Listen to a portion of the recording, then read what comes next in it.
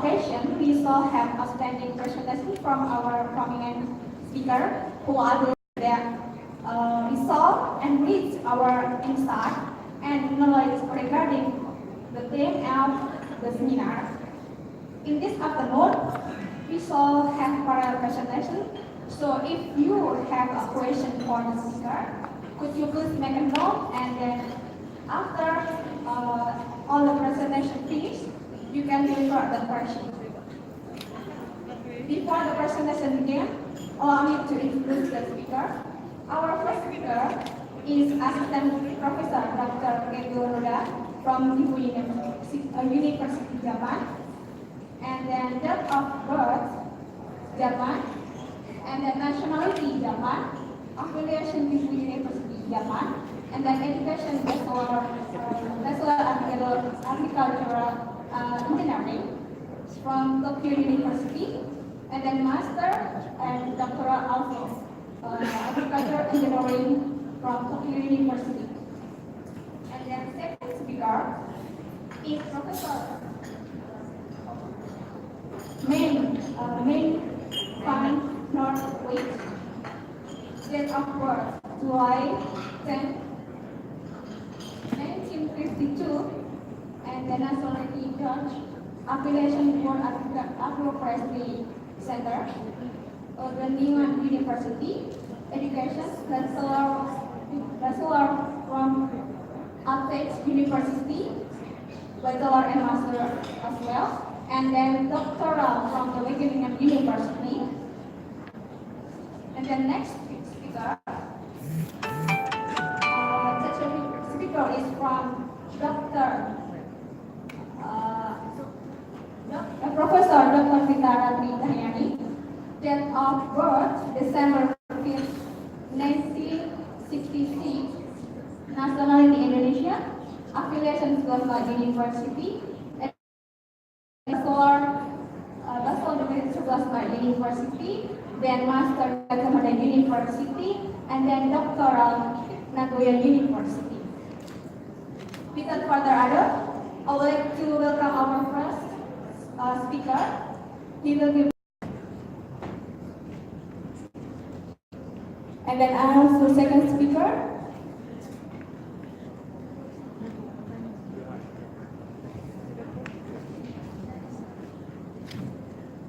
And then third speaker from Professor Vita.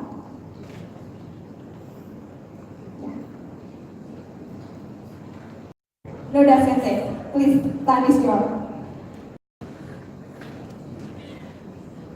Thank you very much for the introduction.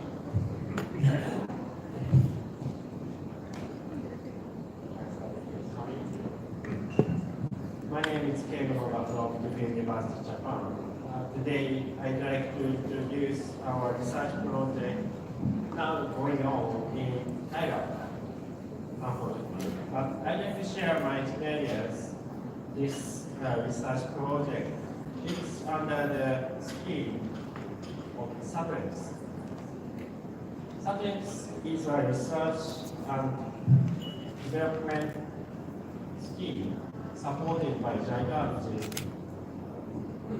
The title of this project is it's called ADAPT, and advancing for design. Integrated strategy is adaptation to climate change in Thailand. We call it ADAPT. Next please. This is the only one for English. This scheme started about 10 years ago, and now we have more than 150 projects in 50 countries. This is our project. Now we are conducting in Thailand.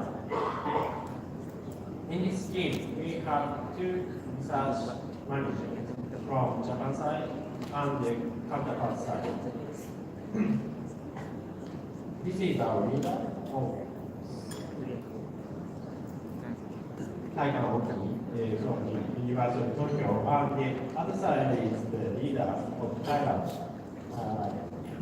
Professor Kalia from Surakarta University. Next, please. The goal of our project is to develop a resilient and sustainable solution for climate change in Thailand. From the title of this project, you can identify that the main target or main strategy of this project is adaptation instead of mitigation. You know, how to make the adaptation strategy is really different from mitigation. We can set the government or national target of mitigation at the one standard, but for the adaptation, we have to make some steps to set the strategy. First one is how much is the influence or impact from climate change. If there is no impact from the change of the climate. Next, we have to make evaluation quantitatively how to adapt to those changes. After those evaluations, we'd like to set up those solutions. This is the final way. Next, please.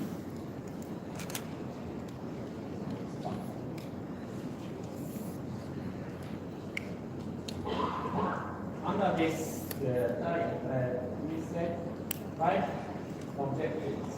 Number 1 is to determine appropriate adaptation, ecology and measurement due to climate change. To support Thailand adaptation to climate change. Secondly, support and review national adaptation plans. It's called NAP. You know, in your family, the NAP is, I don't know what stage now, but it's the key plan of the government. Number 3 is support related action plan for corresponding government agencies. Number 4, transfer technological knowledge based on adaptation to climate change from researchers. Number 5 is to develop Thai researchers through adaptation to climate change issues. One of the main target of this scheme is to develop the capacity in the counterpart countries. Next, please. This is the whole structure of our project. We have 3 sub-teams divided in different colors. The yellow one is called ST1, mainly the informatic technology. The blue one is called ST2. It's the sectoral assessment of the economic damage and the economic cost of adaptation measures. And green portion is called ST3. And this is the connective part of this research from researchers to government agencies. The final target is set to the top of this. Development of resilient and sustainable solution for climate change. But to achieve this, we have 2 arrows in the left side and right side. From ST2, in sectoral assessment can be achieved through the local government. On the other hand, the right side arrow, input to climate action plan, is a kind of national target. Next, please. These photos show the target of ST1. The basic is the informatic technology. The number 1 is IT, and the second is any estimation. Any estimation means current current weather system. The number 3 is seasonal forecast. Next, please. The number 4 is future scenario in terms of climate change and as well as the social change, especially for the land use change. And number 5 is the availability of groundwater. Next, please. In ST2, this is a sectoral assessment of adaptation options. And number 1 is the freshwater or water resource sector. They assess the available water resources and the flood and drought risks. Number 2 is the forest sector. They are assessing the impact of deforestation and afforestation. Number 3 is the rural sector.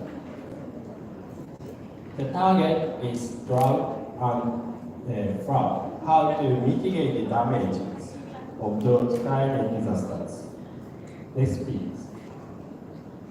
Number 4 is urban sector, especially in the urban flood damages.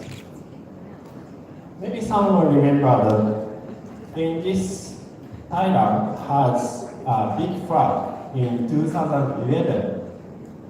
At that time, global economy has a big damage because of the urban flood. And number 5 is coastal sector. In global scale, the coastal erosion is a big problem, and the Thailand is one of those countries. Number 6 is sediment sector. Sediment sector deals with the sediment disasters and landslides. Next, please. And this is the work of ST3. As I mentioned, the activity of ST3 is the connection between researchers and governmental agencies. Number 1 is to support and review national adaptation plans of the Thailand. And second is output or outcome to develop the portfolio code diagram integrated strategy based on adaptation to climate change. Portfolio is one of the keywords. How to set up national adaptation strategies. Every country has the budgetary limit in adaptation. How to drive those budgets in each sector is one of the problems. And that kind of the output is called portfolio here. Next, please.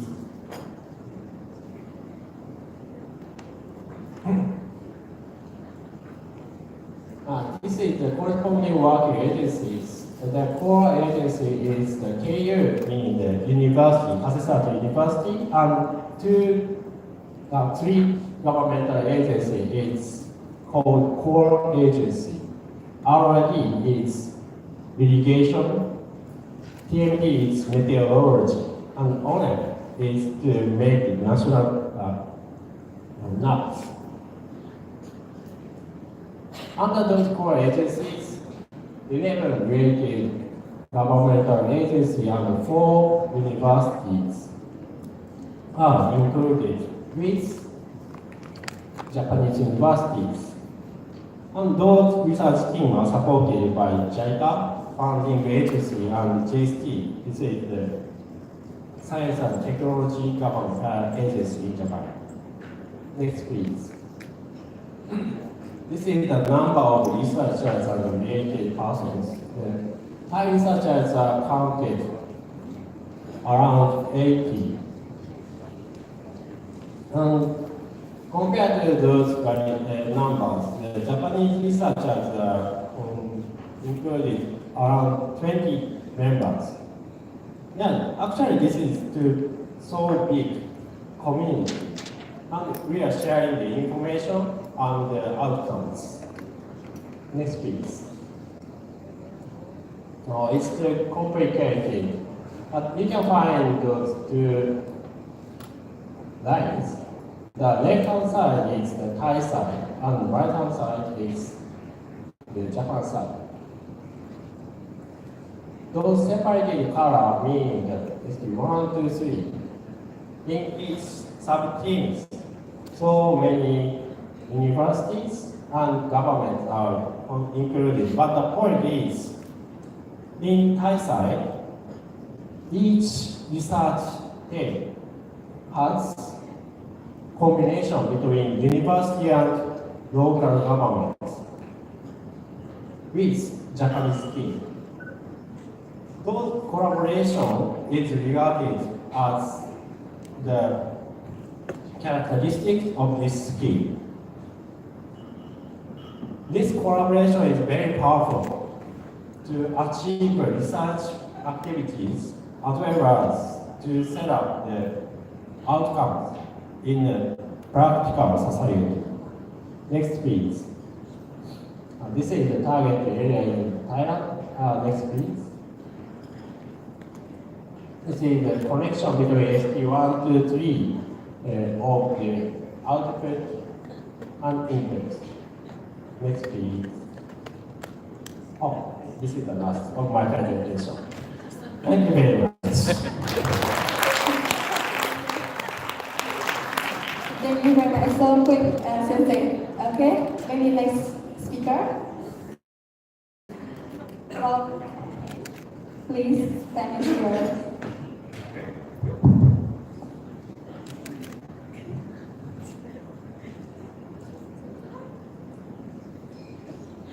Yeah, thank you.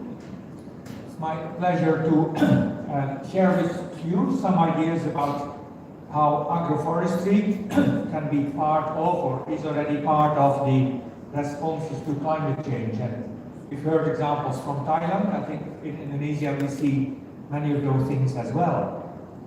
We've heard many pronunciations of my name this morning. Let me just, at home I call myself Meine van Noordwijk, but I don't think anyone can repeat that. I have a number of logos attached to my name. One is the World Agroforestry Center ICRAF that exists 40 years just as we speak. And that 40 years is about the age of that the concept of agroforestry exists. And then I could take you through how that concept itself has changed over time and how from there we look at climate change from multiple angles as well. So, of course, we've had many different definitions of agroforestry over time, and I think that the simplest we can deal with is say agroforestry is agriculture with trees. Now you can say that we have replaced one word by 3 words. So what is agriculture? Well, agriculture in this sense is, refers to activities of farmers, it refers to a sector, it refers to a policy domain, it refers to many things at different scale.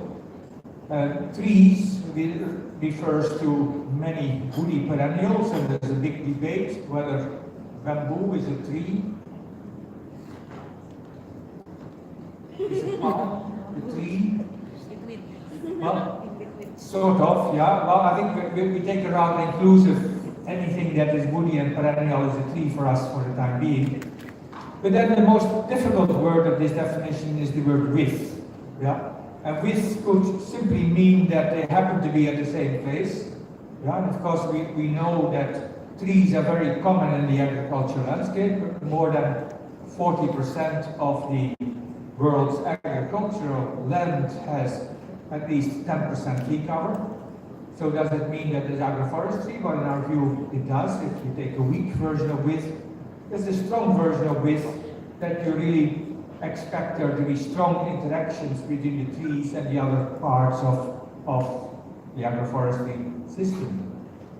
So if we delve a bit further in that concept, then I think another definition is that agroforestry is both the practice and the science of the interface and the interaction, so two-way relationships between agriculture and trees or forestry. Yeah, and that leads us to, and that we inherit from the word agriculture, that we could focus on the plot level, we could focus on the farm level, we can focus on the landscape, and we can focus on the policy domains. And all those things we see that crops, livestock, and forest are interacting, and that leads us to the multiple interpretations of what agroforestry is.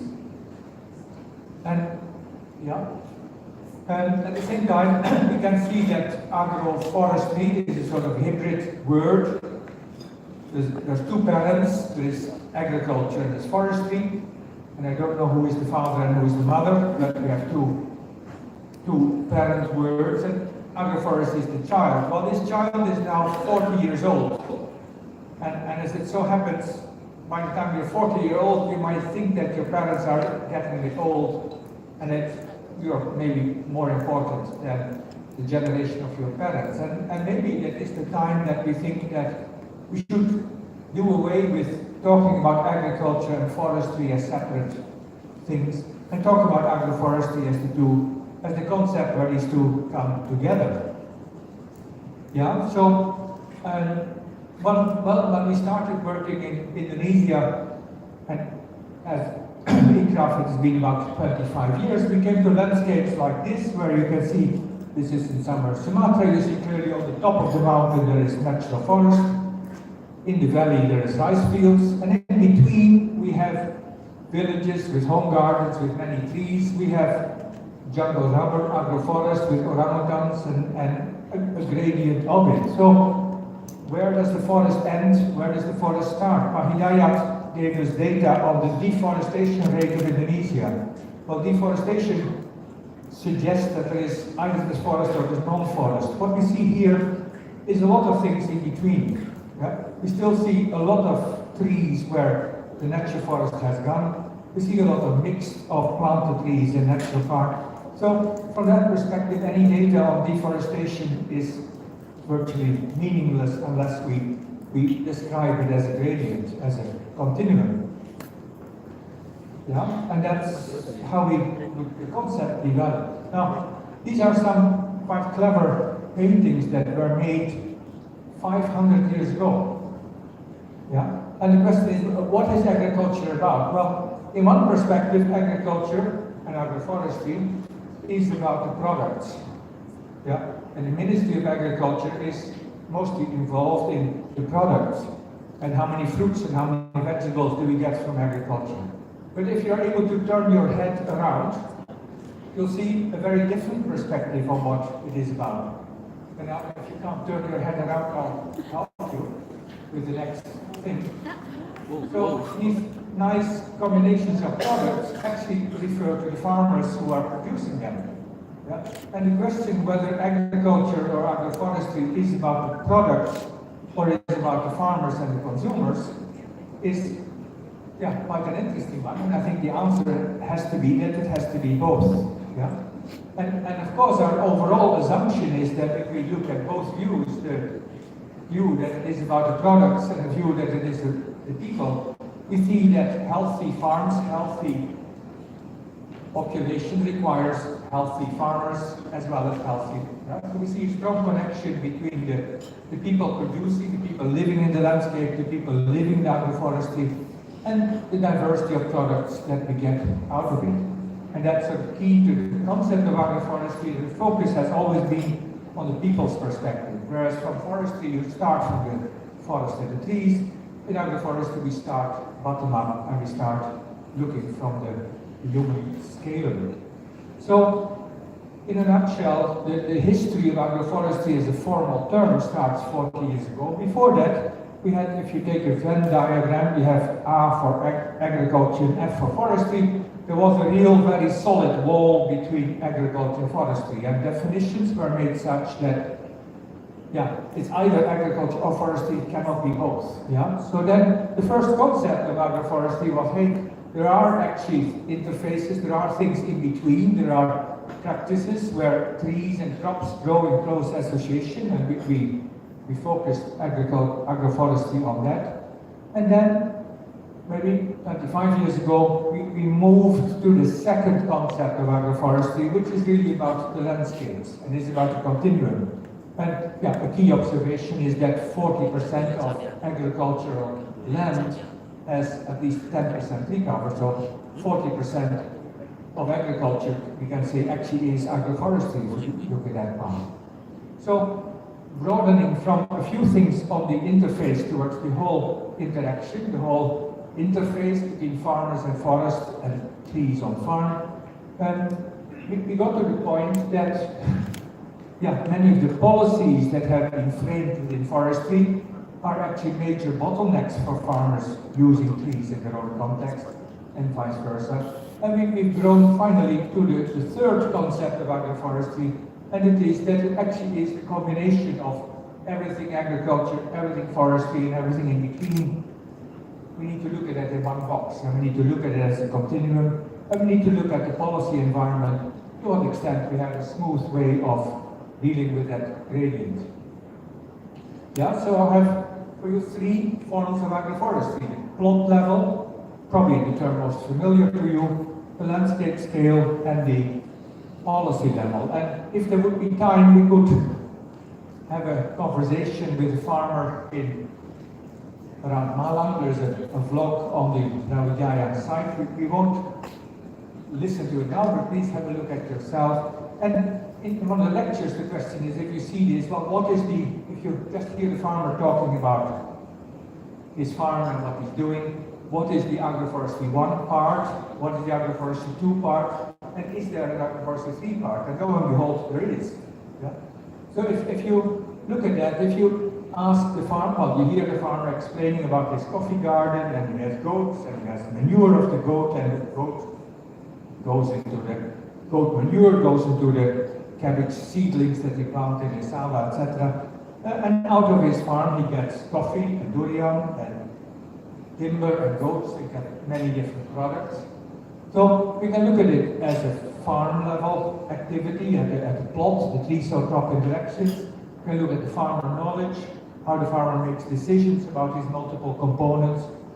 And we can look at the economics, the input-output relationship. But it becomes more interesting if we see that that plot is actually part of a landscape. And it is, as a farm, it is part of a broader livelihood system. So then we'll see that not only the farmer, but also his wife, that if you come to their house, most of the food that you get and the coffee you get to drink is all produced in that landscape itself.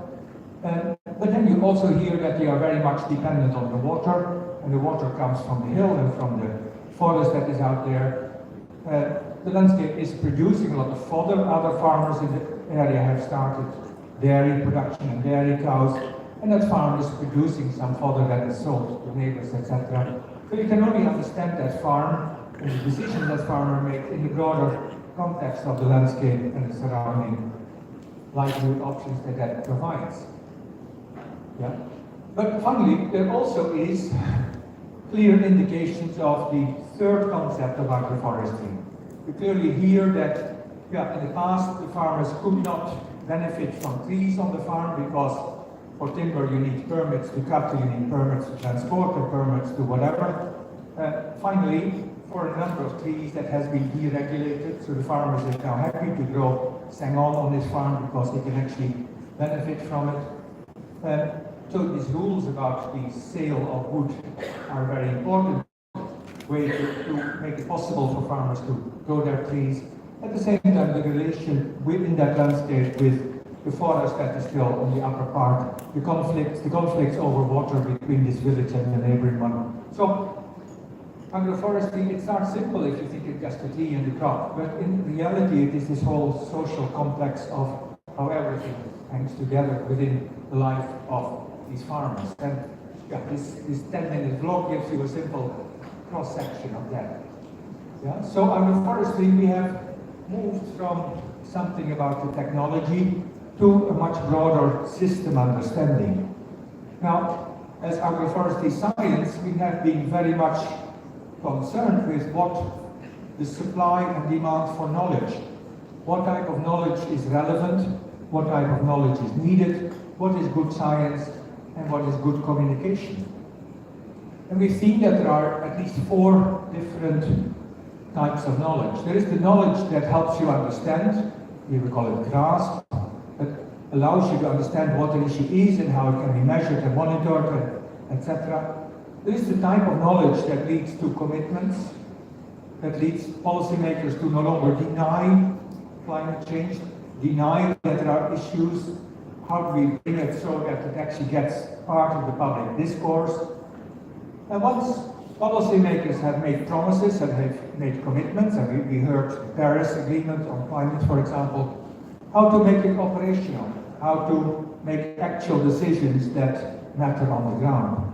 And then finally, how do we keep innovating? Now, we find that the type of science that we need for grasping, for understanding, is not the same type of science and the same type of knowledge that helps policymakers to make commitments. And again, commitments don't lead to operational part. And once they're operational, we tend to make prescriptions of rules rather than stimulating innovation. Yeah? So this is a bit deeper philosophy, but the type of knowledge that also graduate students can produce, we tend to focus on the grasp, the understanding, but if we actually want to evolve in the real world, we need to understand in that policy interface what type of knowledge can move forward. Now, of course, at the current, the highest level of commitment that we've seen in the world is the Sustainable Development Goals, the 17 goals that Indonesia and 180 other countries have promised each other and that we would commit to. And the question then is, well, are these 17 separate things? Do we need 17 separate ministries to all do one thing at a time? Or do we need to look at the interfaces and the integration? Well, you'll see that, of course, you'll start with the Sustainable Development Goals about poverty and hunger, but then you quickly realize that in order to do that, you can only do that with economic growth, with decent jobs. You can't do it without water, you can't do it with energy, you can't do it with... And before you know it, you have all these 17 different goals as one entity. And I think a tree is actually quite a useful analogy, that if all these goals are different branches of the tree, we have to actually ask what is the stem of the tree, what supports that process, and what is the roots, what is the knowledge, what type of knowledge, what type of understanding do we need in order to support that whole structure to emerge. Well, in that context, of course, we can say, well, climate change is SDG 13, it's just one of the goals, but no, you see, you cannot separate it from issues about water, about food, about energy, about every other part. Now, we've seen 3 concepts of agroforestry: the plot level, the farm landscape, and then the policy level. When we come to climate change, there's actually an interesting dichotomy in the title of our meeting here. We talk about mitigation and adaptation. Well, you probably know, you've heard that a coin has 2 sides, but actually any coin has 3 sides. And if you're careful, I put the coin here, you can put the coin on the 3rd side, which, now, similarly with climate change, the conventional story is we have a climate system that depends on the solar radiation and the atmospheric concentrations. We have human activity, and by all the emissions of greenhouse gases, we're changing the climate, and that changing climate leads to changed conditions on the ground, and people have to adapt to it. Now, policy-wise, the first 20 years after the convention, the focus was on mitigation. We need to stop that, slow down, or possibly stop that emission so that the thing doesn't keep getting out of control. Only 10 years ago, when it became clear that mitigation was not fast enough, did we start talking about adaptation. We have not been able to stop climate change early enough And now we need to deal with adaptation. And adaptation comes much lower in the cycle. Actually, however, there is a third pathway, the third side of our coin. And that is not in the conceptual scheme. We see that a lot of things we do on the land, the way we manage the vegetation of the earth, the land cover, yes, it has consequences for greenhouse gas emissions. Yes, it can be part of adaptation, but it can also be a direct way to influence the climate. Yeah.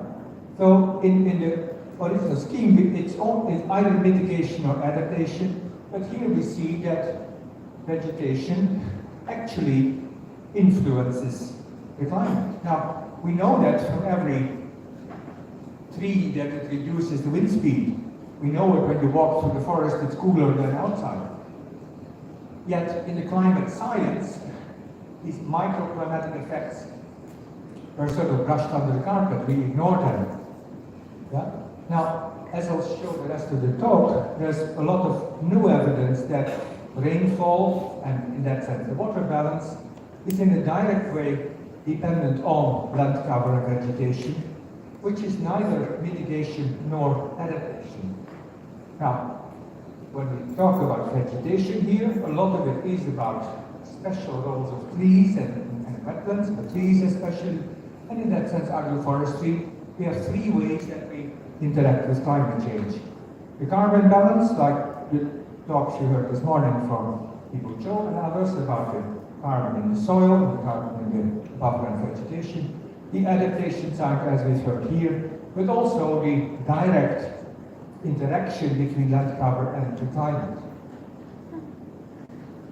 Yeah, well, a few years ago we looked at that point. If you look at the A is adaptation and the M is mitigation, then we see a lot of the agroforestry actually being part of both. Yeah, tree cover maintains carbon stocks, but it also buffers people from climatic influences. So agroforestry has always been interacting with both of these things, but now we say it actually is an important part of the third line as well. Yeah? And in that concept, we have this concept of filtering and buffering. Well, buffering especially is a technical term. In technical science, you have an external source of variation, and buffering means that the variation becomes reduced.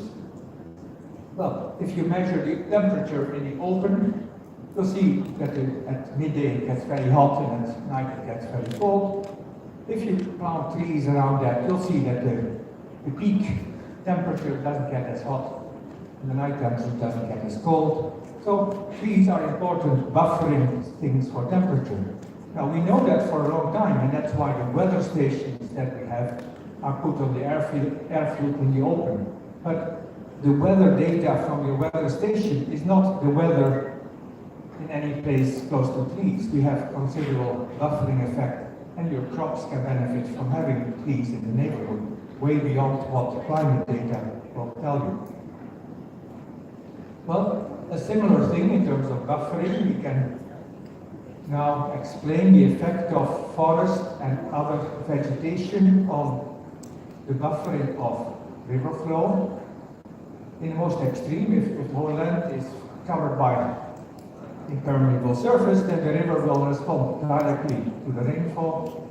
In a buffered landscape, the fluctuations of the river are slower than the fluctuations in the rainfall. And we can actually make technically a direct relation between flooding and flooding risk in cities and the degree of buffering of the landscape. And as Hidayat said, floods and droughts are two different sides of that same coin. And we can judge where all the intermediate land covers, the agroforestry systems, what type of flow persistence they prevail. There's a lot of technical detail behind here if anyone is interested.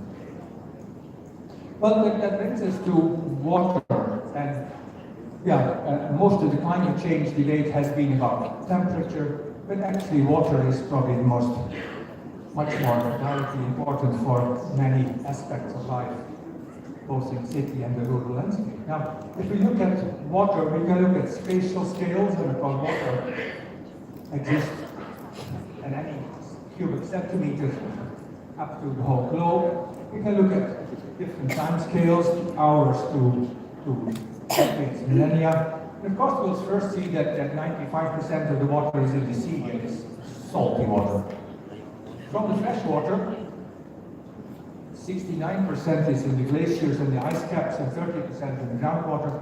So we actually, all our life depends on about 1% of the fresh water, and the fresh water was less than 10% of the total. Now within that, yeah, one more click please.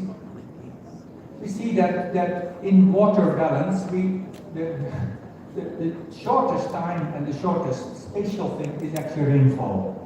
When we actually translate atmospheric moisture into rainfall, that we need to understand it at the time scale of a raindrop, at the cubic millimeter, and at the second or hour scale of a rainfall event. From there, it feeds the stream flows that move into temporal scales of weeks and months, and spatial scales of square kilometers and hundreds of square kilometers. But the most important thing that actually goes through, everything goes through the atmospheric moisture, which is only 0.03% of the fresh water on the world. So there's an awful lot of water, but the part that actually matters is that atmospheric moisture, and that lives on average for about 8 days. So once a water molecule is in the atmosphere, it may live as in the atmosphere for 8 days and it comes back to land. And then the question is, where will it be when it lands? How far will it travel? Now, we did a major review of forest-water relationship that was published by IUFRO earlier this year, and we realized that in the public debate there are 3 main concepts, we can call them paradigms. The first is, and that is still the most popular, we can call it the Paradise Lost framing. Yeah? It basically says that everything about forests is good for every aspect of water, and all the problems of the world are caused by deforestation, and planting trees will solve all your problems. Does it sound familiar? That's still very common in the environmental discourse. Many of our government programs are still based on that concept. About 20 years ago, scientists first found that eucalyptus trees use more water than other vegetation, and then, hey, every fast-growing tree uses more water, and we switched to the concept of the blue versus green water competition. Forest and tree plantations use more water than other stuff. So if you plant trees, you expect less water in the river rather than more. And some of the work by Hidayat presented this morning falls into that same part. So we now have a big clash between all the technical people who measure water, and they know that there is this competition for water, and the general public and the general policy that expects that forests are positive. Interesting enough, the third paradigm that has emerged over the last 5 years, let's say, brings us much closer together. In the third paradigm, we say, hey, if trees pump more water back to the atmosphere, that water is not lost. It doesn't go to the moon or doesn't go to Mars, it stays within the atmosphere. It will come back as rainfall. And actually, half of the rainfall that we measure over land is based on recycling. So if we have more evapotranspiration in one place, we may well have more rainfall somewhere close by. Now, that changes the whole basis. Hidayat mentioned many ways of accounting for water, but all of those are even more complex than what we discussed this morning if we bring in that recycling part. Yeah? So one thing is that there are beautiful satellite imagery. There's a website, you can trace it at every hour it changes. This tells you everywhere on the Earth how much water is there in the atmosphere, the total precipitable water in the atmosphere, and what is the wind speed. Now, this was a month ago. If you take the next one, that is this morning.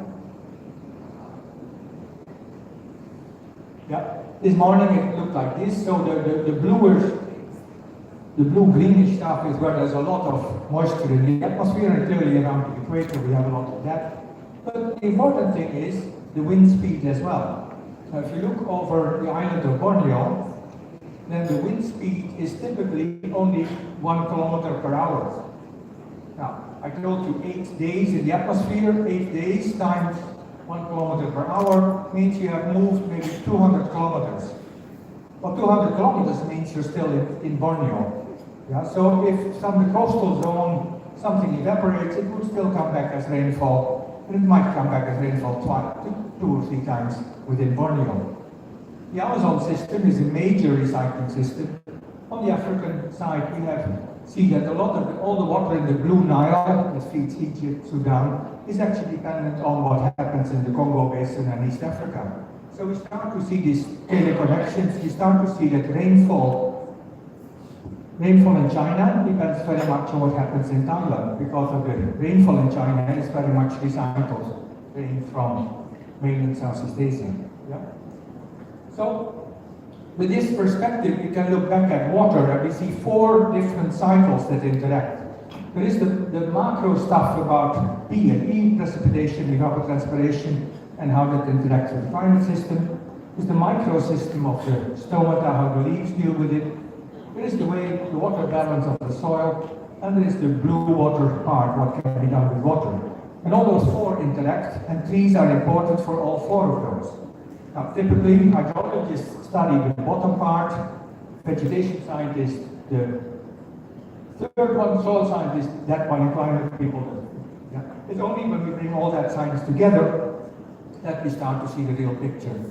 Yeah? On the right-hand side, we see the ecosystem services, and there are a whole range of things that all connect with water. Yeah? So, wrapping up, I see 3 main things in which this climate thing matters and in which agroforestry matters. Yeah? The first is that climate is changing, so we have to adapt whether we like it or not. If we don't adapt, we will fossilize. Yeah, that is our adaptation discourse. Oops. Yeah.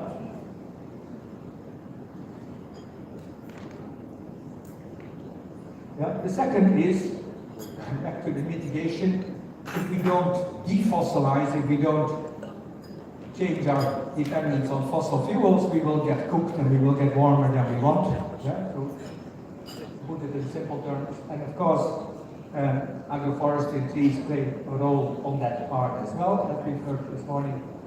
But finally, the real thing is about the interface, is about restoring multifunctionality, restoring landscapes in which we don't have one policy about mitigation and another policy about adaptation, and everyone having to ask and wonder, is this adaptation or mitigation? No.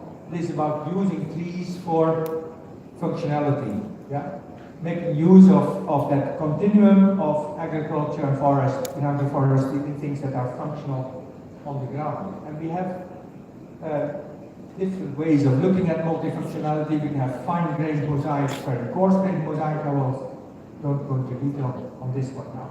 We have some technical ways of how to capture that in a multifunctionality coefficient. We can see whether mixed systems are better or segregated systems are better. But finally, what it comes down to, is, in summary, my talk, I've said there are 3 ways of looking at agroforestry: the plot level interactions, the technologies, the landscape livelihood part, and the policy coherence.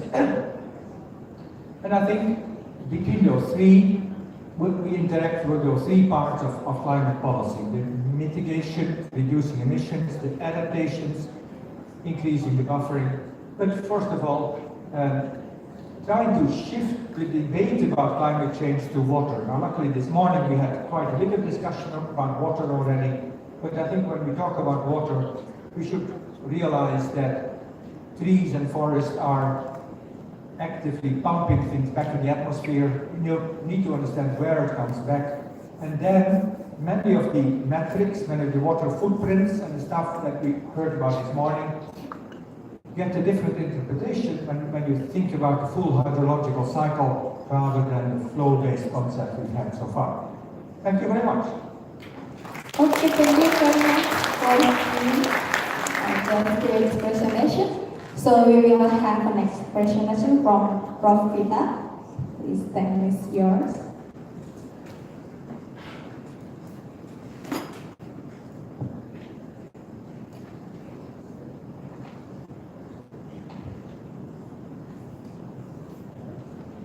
Thank you.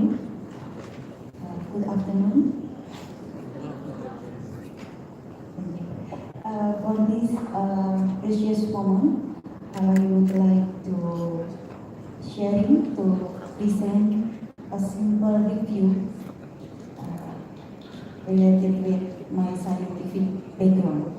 My scientific background is agricultural microbiology.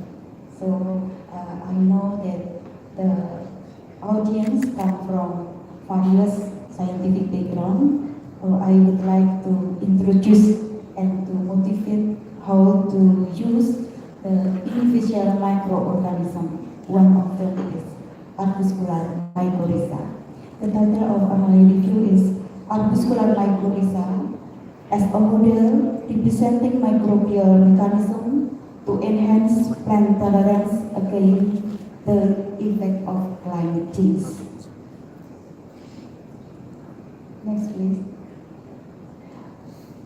Okay, I will invite all of you to refresh our mind about the microorganism.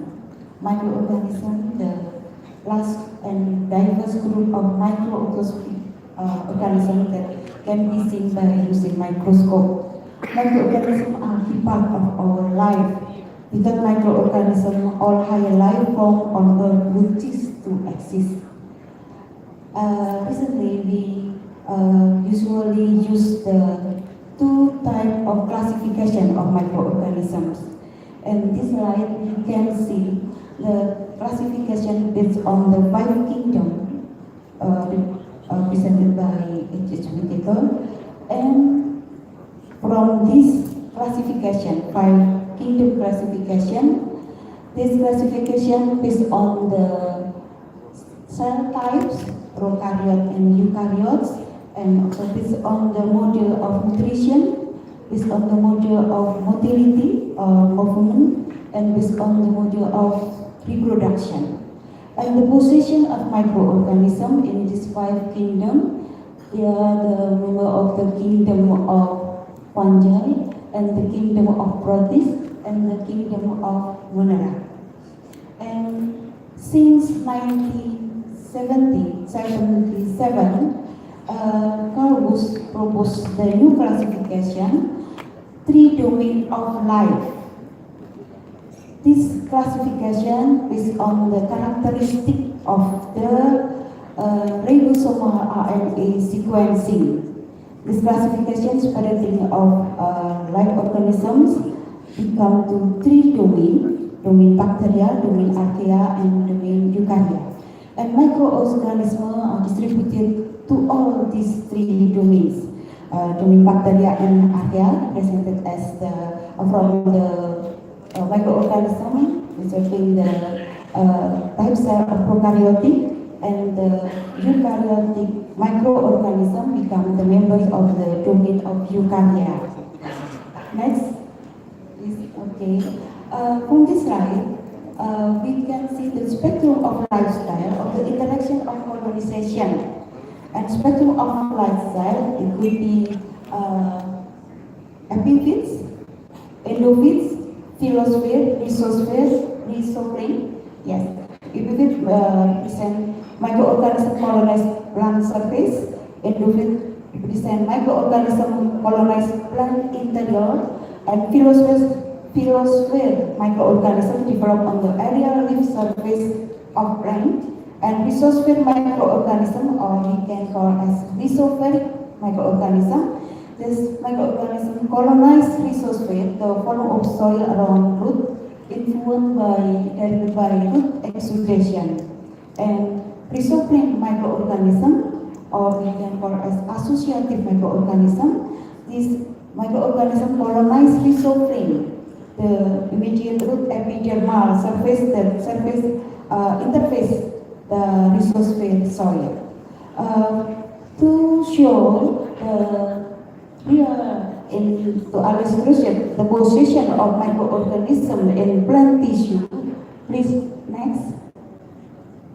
Abruzzi and Sosa give this illustration. It's so more clear. We can see here the position of the symbiotic microorganism. They reside intracellular in plant tissue, and endophytic, they reside intercellular space in plant tissue. Yeah, terima kasih. And then for the associative, this is represent also microorganism that reside in rhizophilic area. And from so we can see from the illustration from Abruzzi and from Sosa. And for the right side, we can see the free living organism position. These microorganisms are not directly dependent to other microorganisms for survival. And we can see here from this slide, in the left side, this is the method how to isolate rhizospheric microorganisms. So this is very important, I think, to students who study, who focus their research in agricultural microbiology. Because sometimes a student maybe just take out the soil from the pot of the round root area, but never pay attention about the principal understanding of the meaning of rhizospheric microorganisms. Next, please. So, the focus of my presentation about mycorrhiza. Mycorrhiza is a symbiotic association mutualistic between plant and non-pathogenic fungi that colonize the cortical tissue of the period of active plant growth. Yeah. You can see here that based on the different morphological or mycorrhizal infection, we can find the two types of mycorrhiza, ectomycorrhiza and endomycorrhiza, only commonly mentioned as arbuscular mycorrhiza. Because of this mycorrhiza, all endomycorrhiza, they have arbuscular, but not all endomycorrhiza have vesicular. That's why our scientists and researchers usually using arbuscular mycorrhiza to mention endomycorrhiza. And endomycorrhiza, almost 90% of crop plants have the association for with this arbuscular mycorrhiza. We can see here the morphological infection of arbuscular mycorrhiza, the structure of intracellular arbuscular, intercellular vesicular or intracellular vesicular, intraradicaliva, extraradicaliva, and spores. So this is a very important propagus we can use as inoculum sources. Next, please. Before I continue to explain about the mycorrhiza, it is important to present about the microbial interaction. We have many types: positive interaction, negative interaction. I would like to convey that mycorrhiza is categorized as positive interaction, mutualistic symbiosis.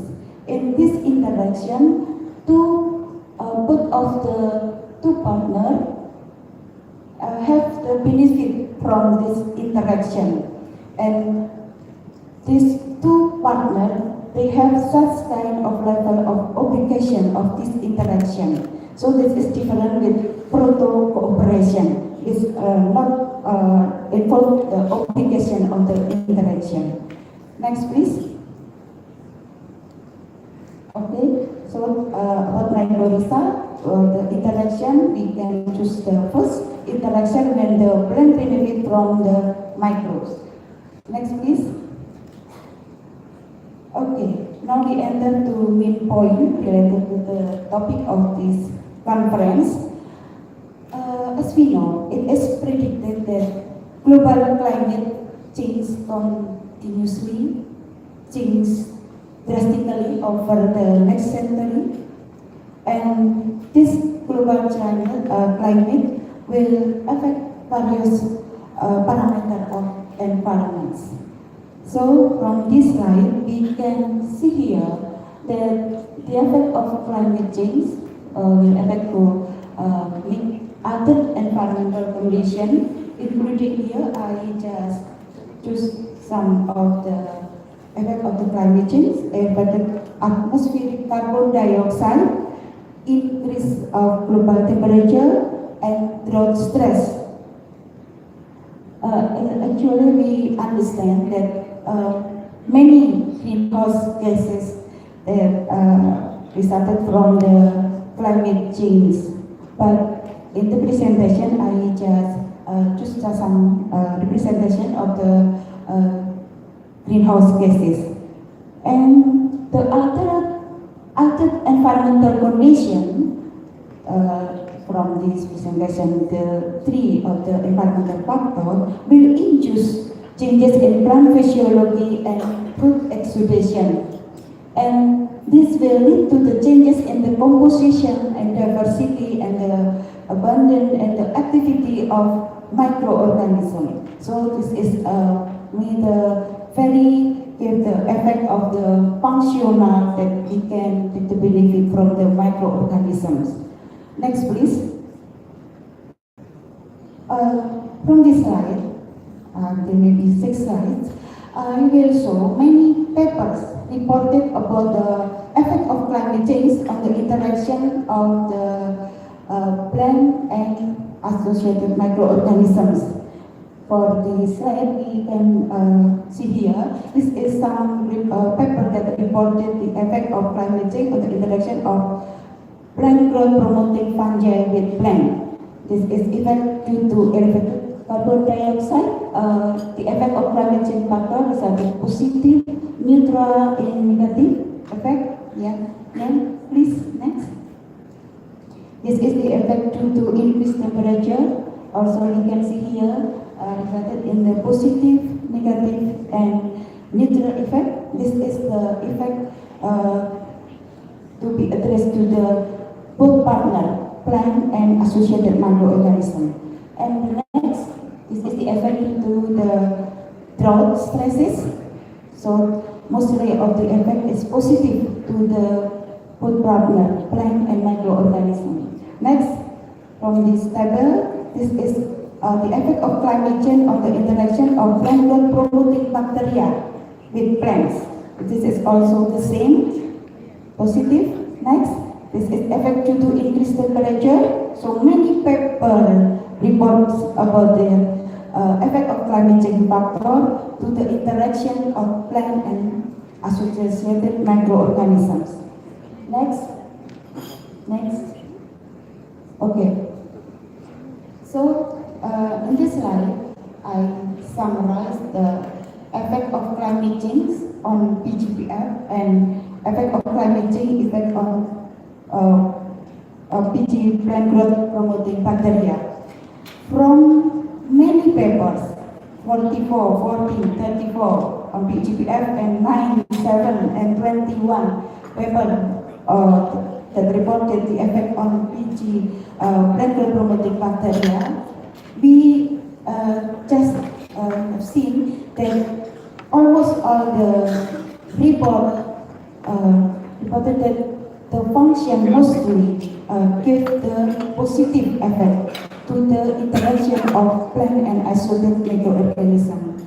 It is important to understand that actually every research report actually could be a specific result, because if we change one variable of this research, it may be will result in the different result. So maybe the effects of the climate change factor to the interaction plant and associated microorganism influenced by many factors, depend on climate change factor, plant characteristic, ecosystem type, soil type, microorganism species or microorganism characteristic. So the result may vary. One recent report is making change with another variable with another report. Next, please. So this is to confirm that actually plant-associated microorganism communities can be influenced directly from the altered environment condition and also can be altered indirectly by the altered plant physiology, and consequently the plant-associated microorganism then will affect plant performance.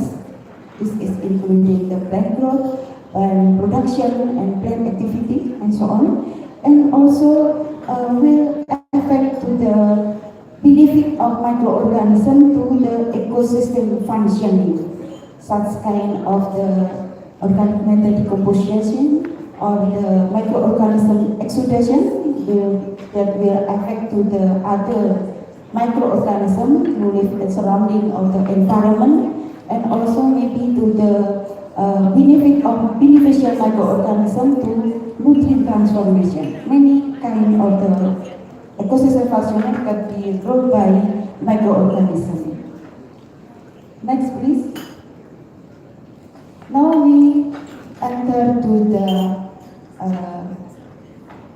main question at this point. Actually, which one is more stronger? The negative effect of climate change or the positive effect from multifunctional or beneficial microorganism that will affect to plant microorganism interaction and finally determine the plant performance and production.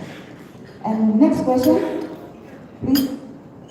Yeah, this is the next question. How beneficial microorganisms contribute to enhance plant tolerance against a wide range of abiotic stresses as caused by climate changes? How beneficial microorganisms play their function, and what strategies to optimize the benefits? Next. So to answer the question, I propose using a model of symbiotic mutualistic of arbuscular mycorrhiza. Yes. Next, please. Yes. Maybe it is common that mycorrhiza is known as biofertilizer, especially for their function to increase the uptake of P, phosphorus nutrition. But actually mycorrhiza, and in my topic I propose arbuscular mycorrhiza, have many benefits we can obtain from the mycorrhiza. They can increase nutrient uptake, not only phosphorus, but also potassium and also other nutrients. Many reports already prove about the result, and then also have potential to increase water uptake and also increase many tolerance to plants or host plants. Increase drought resistance, increase the resistance to against pelaging, and also to stimulate photosynthesis and another you can see here from this slide. And based on the many multifunction played by mycorrhiza, I make a simple review as a model of the beneficial microorganism that in this case played by arbuscular mycorrhiza. This is mechanism of mycorrhiza to enhance the stress tolerance. The first by direct effect. This is by the function of extraradical HIFA in water uptake. The first, I summarize here from the main report from the newspapers. The first, because the increase of root absorbed surface area independently of an enhanced nutrient status. I will show the data later. And then the second, this is because of the characteristic of mycorrhizal hifa that allow root system to exploit a greater volume of soil.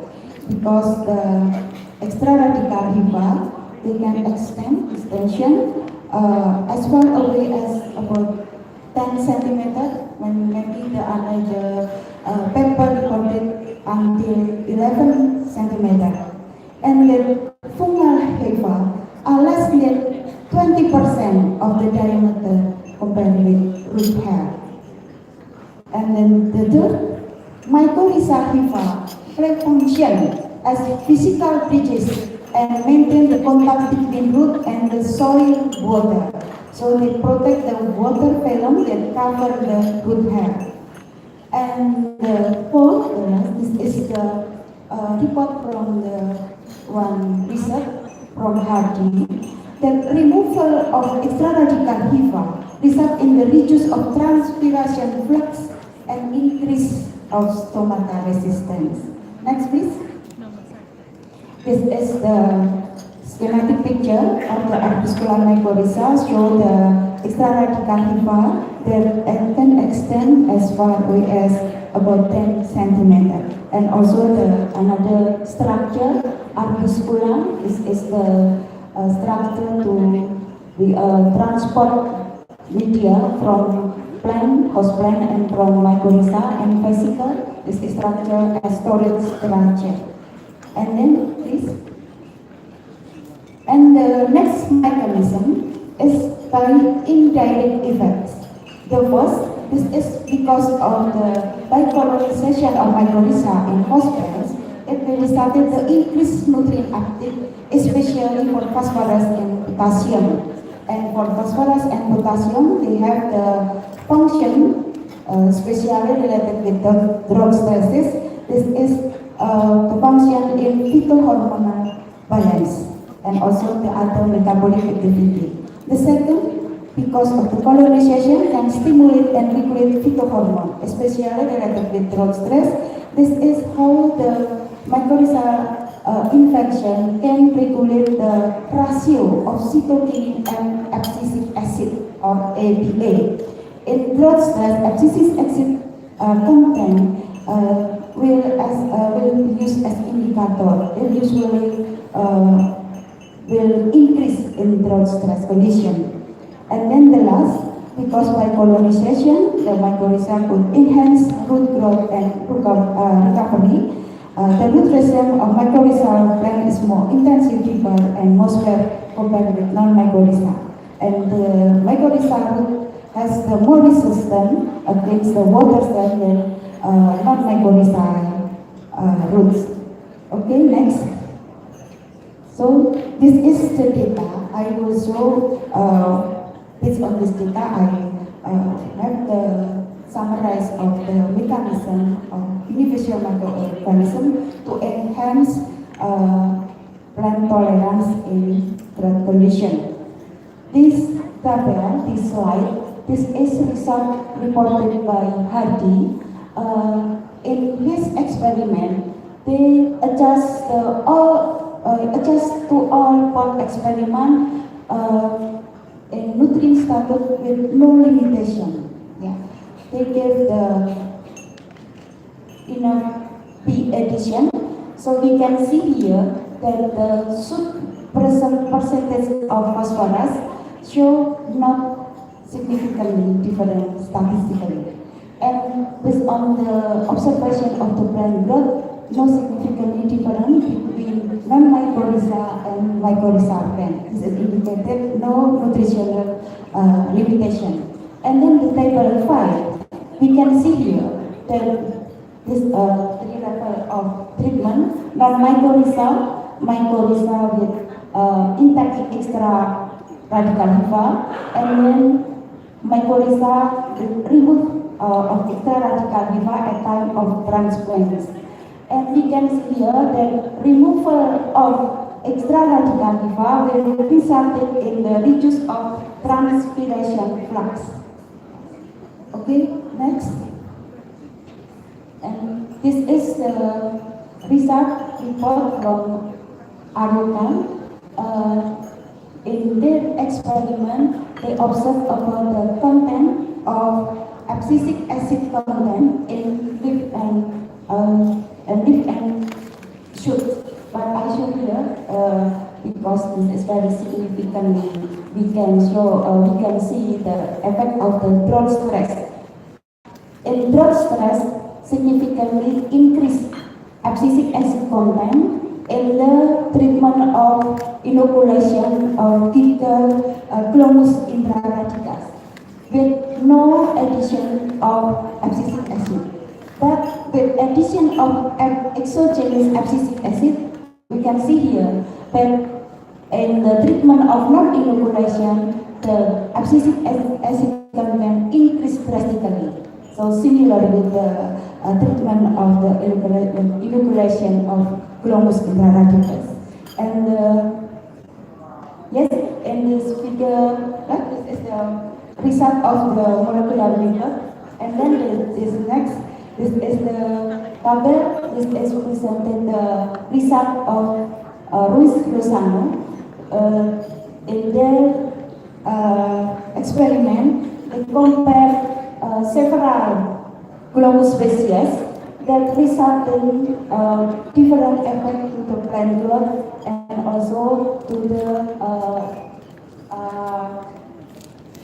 resistance to increase to the plant resistance to the drought stress. And we can see from the table 2 this proline content as osmotic regulator appear to be good indicator or to be good to measure water stress or to measure drought stress. And we can see here that proline content increased drastically in the drought stress condition. Next. Yes, this is report also the effect of the many species to nutrient uptake. Different species related a different level of the nutrient uptake. And then, yes. This is the table show the effect of the many species from Glucose to carbon dioxide exchange rate, water use efficiency, transpiration, stomatal conductor. We can see here that the N is what we can use to measure the effect of corpuscular mycorrhiza. And then next, please. This is strategy to optimize the benefit of symbiosis of plant corpuscular mycorrhiza. Actually, my research focuses on these strategies. The first strategies is very essential to the first step if we use the beneficial microorganism. Not only mycorrhiza, but this is also for the other beneficial microorganism. This is to screening corpuscular mycorrhiza inoculum. The important screening is how to inoculum. The important screening is how to assess the functional capability of each species. So this is important because one species is isolated from different environment will give the different benefit. So this is important. We cannot make a general understanding that one named species will give the same effect. And then about the inoculation method, this is about the time, about how to inoculate, about how many propagules we should edit. And the next strategy about the management agricultural practice, including what kind of organic matter we should input if we use mycorrhiza, because mycorrhiza has the specific compatibility with the other agricultural practices, including fertilizer, liming, pesticide, watering, flooding, crop rotation. And the main point also, the compatibility of corpuscular mycorrhiza with host plant or mycorrhiza dependency. Next, please. This is mycorrhiza dependency. This is sometimes we forgot about the mycorrhiza dependency that use as indicator the relationship of plant to dependent to mycorrhizal association. This is very widening of the micro research dependency from almost 100% until zero or non-micro research things. So this is very important to be used. Finally, the last slide. Yes, this slide, we actually understand that we have abundance of micro research purpose. We have very less in our natural sources. What next? Integrated and sustainable action is the only way to obtain the real significant benefit from the plant associated microorganisms. I hope that the presentation can motivate the student involved in the agriculture microbiology. Please try to use this beneficial microorganism to help to solve our problem. Thank you.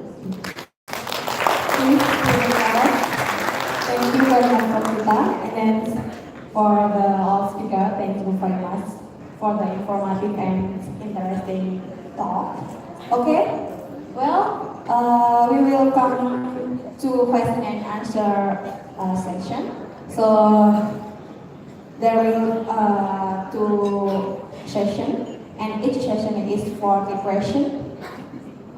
And then please mention your name and stage to which presenter you address your question, and then we will find the question. Any question? No one? Raise your hand. Yes. The front. 1, 2. Any question? Come on. Only one. Okay, second. Okay. Maybe 2 questions, please. Mention your name and address who you question to. Yeah, thank you very much for this chance. This is my second chance to ask in this conference, right? And then my questions addressed to Professor Noda, Dr. Noda from Japan. I saw in your presentation that your project between collaboration between Japan and Thailand, and then I think the result is not so clearly. So I want to hear briefly about the research of the adaptation in Thailand regarding the climate change. Because you mentioned that your project focused on the adaptation, not in the mitigation, right? And then my second question for Professor Meinu, right? My spelling is correct? Thank you. So my question about agroforestry, because recently I am interested in agroforestry research. Maybe after this, if you get my email, so please respond, and maybe I want to do collaboration regarding agroforestry research. And then my question is, do agroforestry really have good impact or good effect to the deforestation? Yes. So because some people say that agroforestry can control or can prevent the deforestation, but in your opinion, what about that opinion from some people? Thank you very much.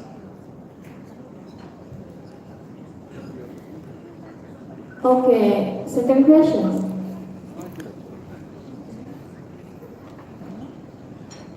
Okay, thanks for the time. My name is Amanda. I'm from 11 Maret University. I want to ask Mr. Norwich. My question is how to best implement agroforestry on peatland, because Indonesia has more than 20 million hectare peatland. Thank you. Okay, thank you for the question. Please answer from another sentence.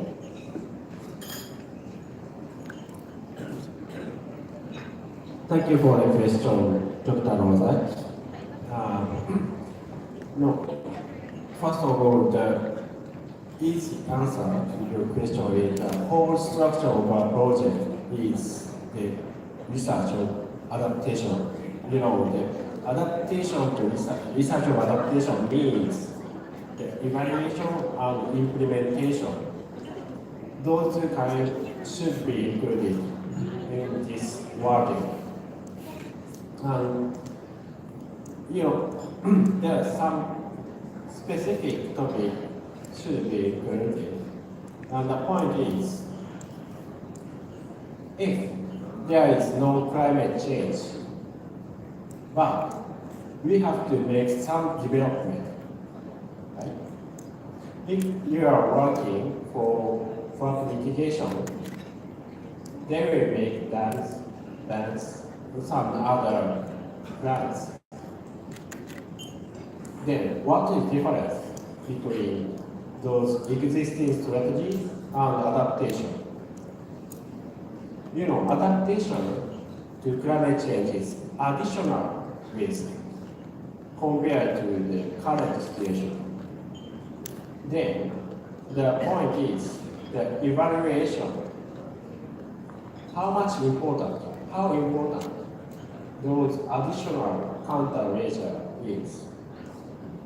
That is a key question to what is adaptation.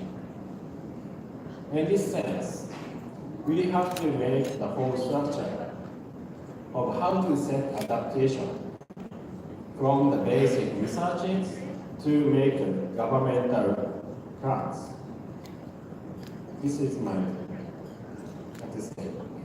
rough answer. And if you are interested in the specific research topic, please ask me later. I will introduce some. Thank you.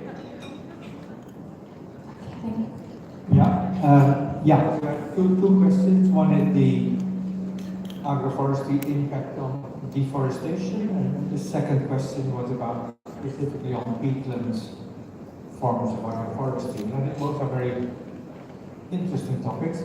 And the question of agroforestry and deforestation is tergantung definisi. Everything depends on the definition that we use. Now, in everyday speak, we talk about deforestation as if everyone sort of understands the same thing with it. But technically, deforestation means that something was forest before and is non-forest after. Now, it then depends on how do we define forest? And of course, on one hand, we all think about forest, about the natural vegetation and the very rich rainforest and everything around that. At the same time, foresters have always maintained that monoculture plantations of fast-growing trees can also be called forest. And in the official definition of forest that the FAO has been using for the forest databases, we talk about tree cover, a minimum area, and it doesn't have to be permanent tree cover. It is about the intention to have tree cover on a piece of land which defines it to be forest. Well, from that perspective, many forms of agroforestry are a forest, except that the FAO definition excludes agroforestry from forest. And we have forest trees, and we have agroforestry trees, and we have farmer trees. Is rubber can be a forest tree if you plant it for timber. Rubber can be an agricultural tree if you plant it to tap the latex. And rubber can be both if it is a tree that has both functions. So the question is, does agroforestry, is it part of forest conversion? We change the type of forest, but it is still forest? Or is it that things that were forest before become non-forest after? I think, and that is with that our agroforestry concept 2 and agroforestry 3, that actually it is not a very interesting question. We need to look at the totality of the landscape, we need to look at the functions of the landscape, and if some parts of the forest and tree cover are directly managed by farmers and others are managed for for biodiversity or other functions, then we have a gradient within which we can record the changes in tree cover, and we can calculate the changes in carbon stock, and we can calculate the changes in the water balance, and we can calculate any functional aspect that you want without calling it deforestation or non-forestation. So to me the question is actually not very interesting, because the technical ways to answer it require definitions that don't make too much sense. The way these definitions have been used don't make too much sense to the common perspective. Yeah? So on one hand we've seen that the policies around deforestation have shifted a lot of the pressure to the agroforest. If you look at Sumatra, a lot of the oil palm conversion to oil palm over the last 10 years has no longer been from forest, but has been from, or natural forest, but has been from agroforest. And the protection of forest has meant that the agroforest is sort of a free-for-all, etc. Right? So we need to look at the totality of the changes, what categories are there, much beyond black or white forest, home forest, and then translate it to its function. Yeah, that's for sure.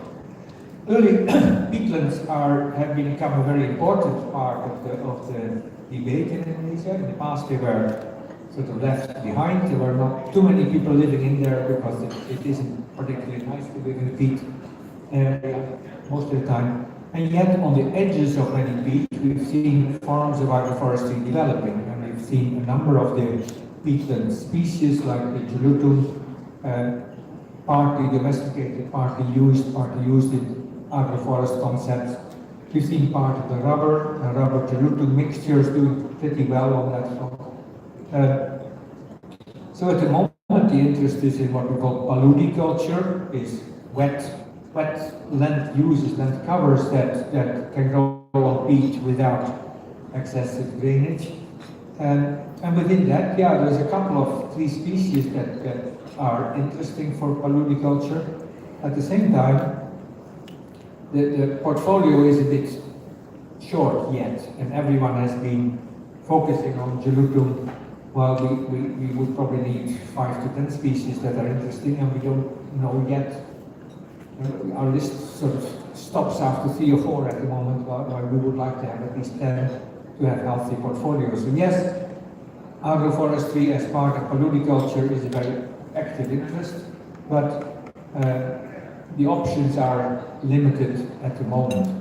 One question is towards the wet conditions. Why is it so difficult for trees to grow in wet conditions?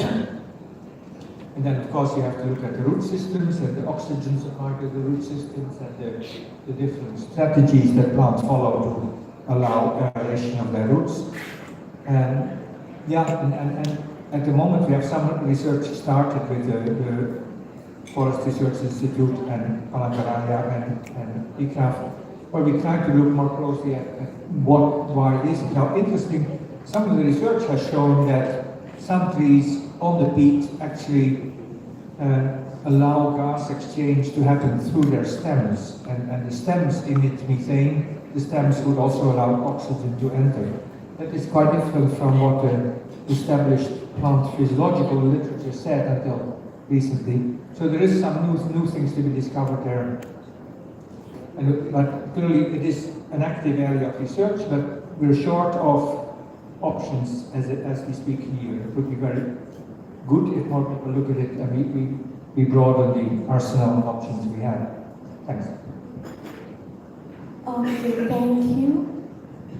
And then next session. Next question. Okay, good. In the middle, and then first, second question, another question. Okay, this one. Please stand up and then your question. Okay, thanks for the time. My question addressed to Professor Dr. Vita. The first question, is the infection of the arbuscular mycorrhiza in plant roots can always increase the growth of macrosymbiont plant. And the second, is there any factor that can determine the effectiveness of vesicular aspercular mycorrhiza? Thank you.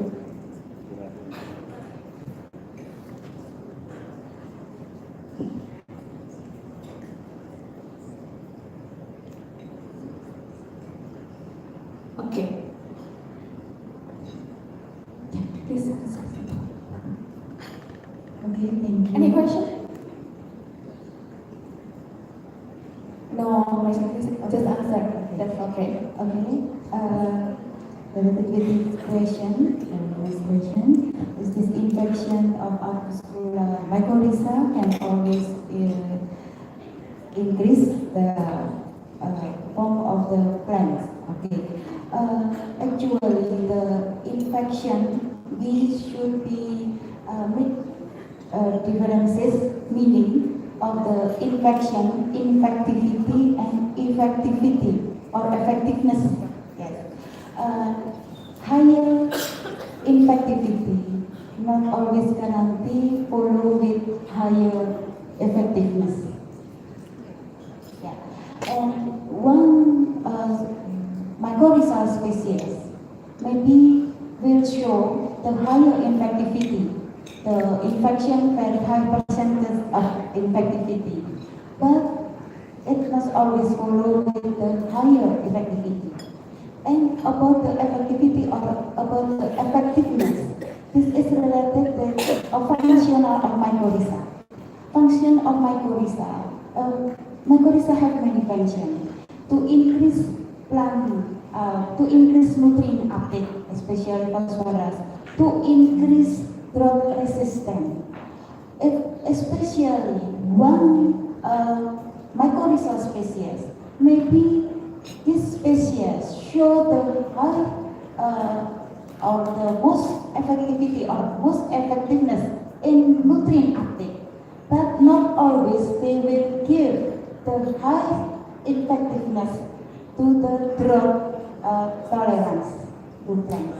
So this is very unique for using mycorrhiza.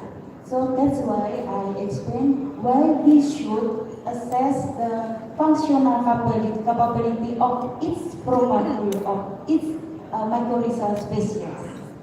Maybe we can find mycorrhizal species, for example, Glomus intraradicalis.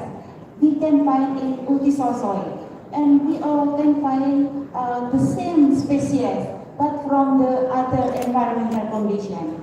It will not guarantee that the same name, the same characteristic, but not guarantee will have the same effectiveness. Okay, and next, what factor to affect the effectiveness of mycorrhiza? Many factors influence the effectiveness of mycorrhiza. Including here the first, the compatibility with host plants. So I said about the mycorrhizal dependency. Yeah. Sometimes we forgot that actually this is not only for mycorrhiza. Yeah. Mycorrhizal dependency, this is an indicator to assess the correlation or the dependency of the host plant to the mycorrhizal association. Yeah. For example, we can compare. We use cabbage as including non-mycorrhizal plants. Even we add many mycorrhizal components, we cannot find the infectivity of the mycorrhiza. So this is sometimes just use the microorganism. And the other also the environmental condition, including sunlight, including watering, including the other, for example, of the many agricultural practices, including the compatibility with the organic matter and compatibility with the application of dosage and type of the fertilizer, chemical fertilizer, for example. So we have to assess every type of the condition. I think that's all. Okay, thank you so much, Prof. Vita. And then Once more, it is additional speaker by Professor Dr. Isao Hirota Gifu University from Gifu University, Japan. Maybe at first, maybe he couldn't come on time here, but fortunately he can have the presentation. So maybe for Professor Dr. Isao Hirota can come to the stage, please. Yeah, this is the additional speaker because maybe we expect before that he couldn't come this afternoon. So fortunately, he can come here. Okay, from the profile, come to the stage. That's okay, sister. Okay, I will read her profile. Name is Isao Hirota, and then date of birth 27 July 1978, and then nationality Japan, and then affiliation researcher, and then Gifu University, and then education bachelor from Faculty of Agriculture Kyoto University, and then master also Kyoto University, and then until doctor he studying on Kyoto University, Japan. So maybe we're waiting for primary first.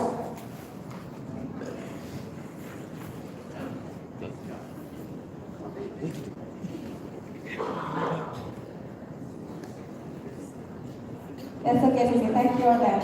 Not too hurry.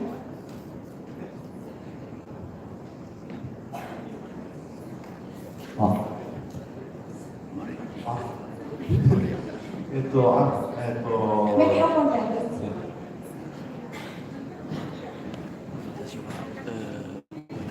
Yeah, hello everyone. My name is Isao Hirota. I am just arrived to Solo 20 minutes ago. So I'm the committee member.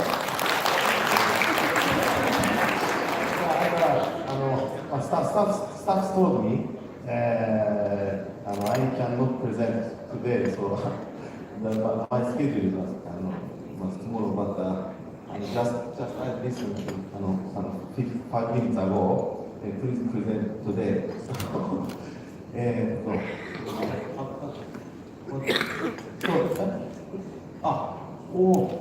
Okay. So,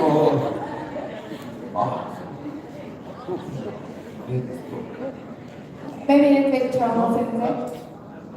this is not work. Okay. Just say next. Yes. Yeah, actually, my main major, got PhD in the field of forest ecology, but after the PhD, getting PhD, I moved to the social science, rather a little bit moved to the social science, and now I'm dealing with now I'm interested in the plant resource management. And the main field, actually, you see, my main field is in Laos, northern Laos. So the okay, so my title is a managed risk management during agricultural production shortages in a mountain village in northern Laos. Roles of forest resources, livestock, and the market economy.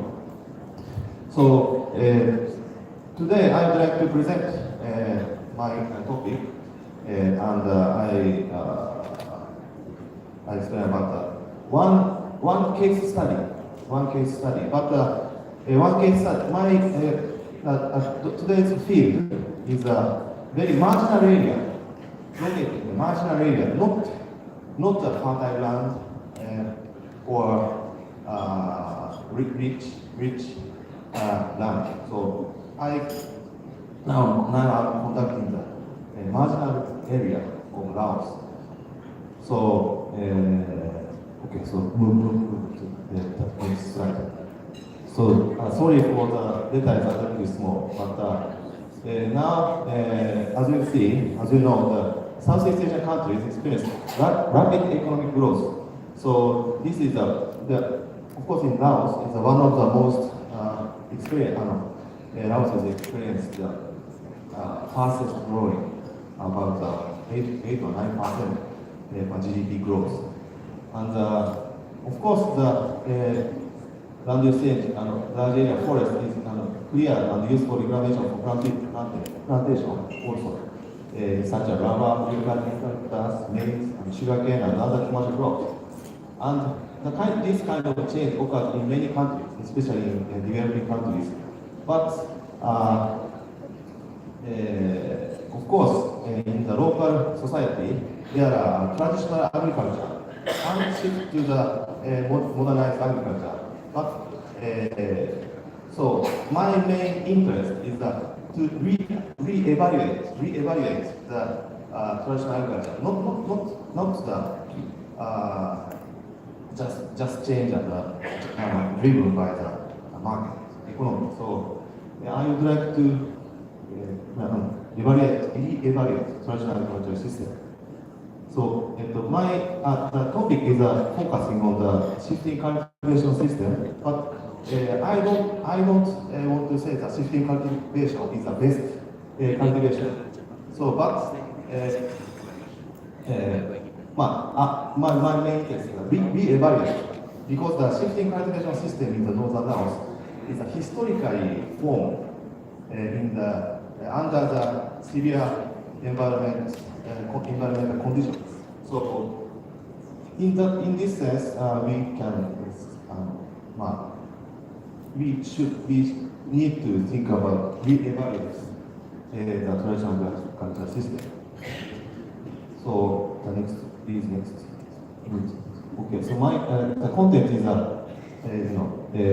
maybe my basic information. I would like to begin with the basic condition of the geography or society, and then move to my main topic. Okay, so move. It's actually, Laos is located in the mainland Southeast Asia. Northern part of mainland Southeast Asia is mountainous land, and the south is the flat. So this.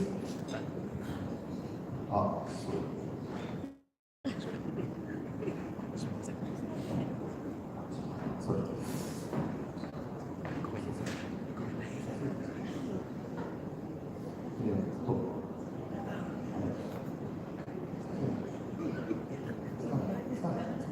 Okay.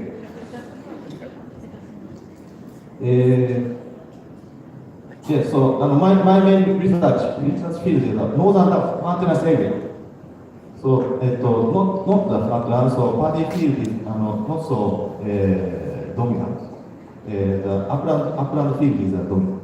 So the next slide. Next, please, the next slide. And also the big characteristic is the seasonality. The rainy season is from May to November, and dry season is December to April. So under this climate, people engage in the various kinds of agriculture activities. So please move to the next slide. Next, please. And in Laos, Vietnam also is well known as a high biodiversity area, one of the hotspots of biodiversity. As you see in the one of the news of the internet, 1,000 new species was found in a 10 years decade. This is a news of IUCN, and the right one is a big mammal. Big mammal was found as a new species. But surprisingly, the local people already named this species. So this species is rare for the scientists, but not rare.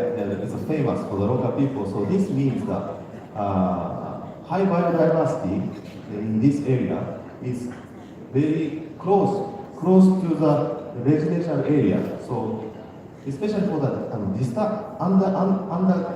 disturbed environment. So next slide. So also the Asian people eat every day rice, and wild rice is around various kinds of wild rice around here. So this shows also shows an example of high biodiversity. So next slide. And people in northern Laos mountainous area cultivate upland rice under the shifting cultivation. So the left side, upland rice was cultivated, and fallow forest was dominated by the bamboo and other euphorbiaceous species or other pioneer species. Okay, so next slide. Maybe Indonesia, maybe shifting cultivation is only very rare, maybe Sulawesi Islands or something like that. In northern Laos, shifting cultivation is a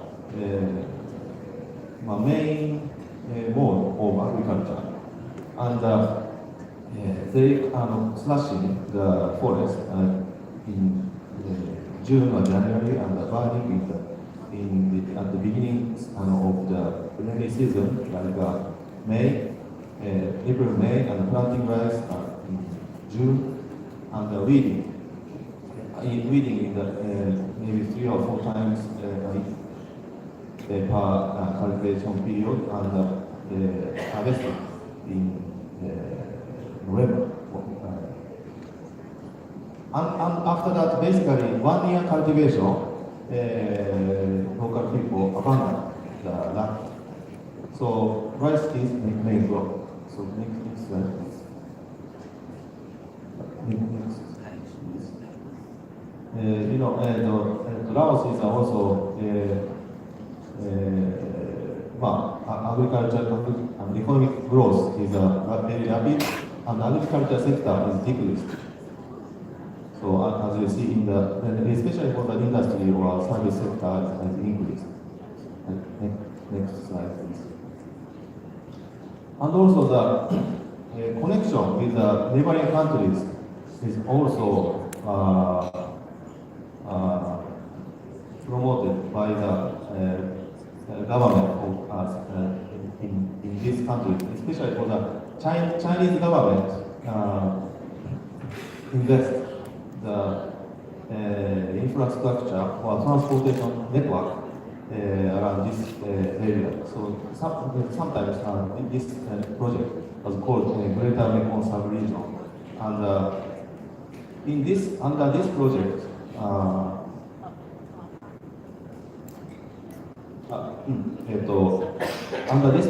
this is a Chinese factory, the express train.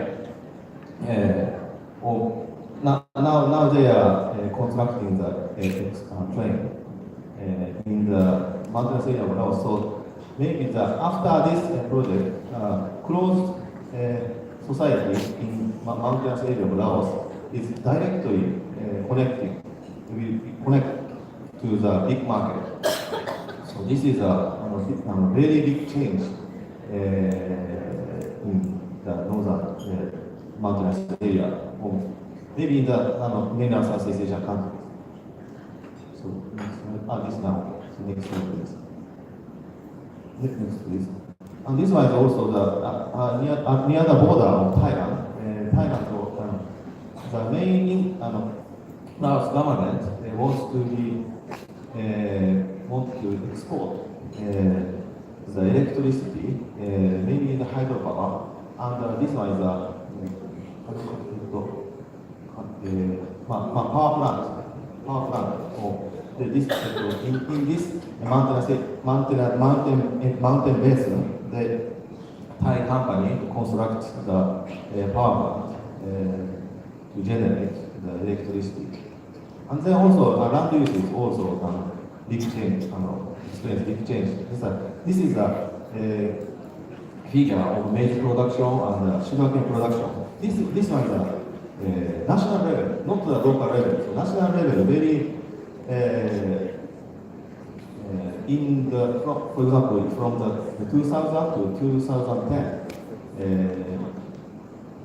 drastically increased, and in this period,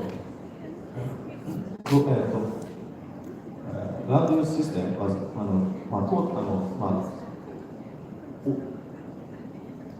changed drastically and also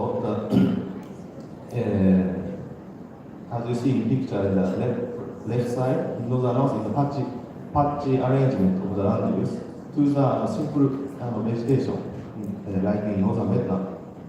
So this kind of change was happened in the mountain region.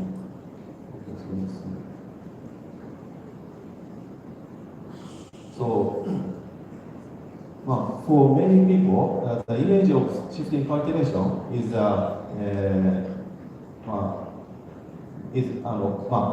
many people focusing on the rice production. People estimate the shifting cultivation is mainly focusing on the rice cultivation, but after the abandoning of the land, a lot of plant resource was grow up, and also the livestock was raised in the land here. So shifting cultivation includes many kinds of livelihood activity in that system. So then I would like to re-evaluate or estimate the combination of the livelihood activities. So to know the before back to the back. So to know the amount of plant utilization or other benefits, I conducted a field survey. And next, please. So as you see in this table, so the data is small, but various kind of activity was conducted in this area, shifting cultivation and cultivation of cash crop and lowland rice and working outside of animal husbandry, fishing, and the non-timber forest product collection. So the important thing is the red mark here. Cash income, almost half of cash income is from forest product collection. So 44% of cash income is from the forest products. So this means that so we cannot evaluate from not only the rice but also forest product. This shows the forest production is also important. So non-timber forest products like this cardamom or one of the bamboo shoots or paper mulberry to make a paper. This is one of the material of incense stick for Buddhism, and wild galangal cognac, and also material of Chinese medicine. Yes. And in addition to the commercial value, forest product with commercial value, I conducted a vegetation survey and all of focusing on all of the useful plants. So in this survey, I found more than 200 species were found in one village. So this is, in addition, most of villagers knows how to use this kind of plant. For example, not knowledgeable person, but also the normal people knows about the plant utilization about 200 species, more than 200 species. So this is local people knows the value of fallow forest. So next slide, please. So I made a list. Next please. Next please. next. Yeah, yeah, and next, please, next, and next. I made this kind of figure, so there are a lot of plant use. So, yes. Actually, I went with the flower researcher, our government staff, and he is a policy and one of the think tank of the government, but he was very surprised. This kind of plant utilization, he didn't know, never knows about this kind of rich plant resource. Maybe for example, the local government staff learn from the European countries or Japan and come back and they implement the policy something. But maybe this kind of knowledge will be very important, I think, will be important for the researchers or staff, the local staff of government or central government. And then next, please. Next. So I introduce you about the various diversity of plant utilization, but how much the benefit is for the local society. So I research about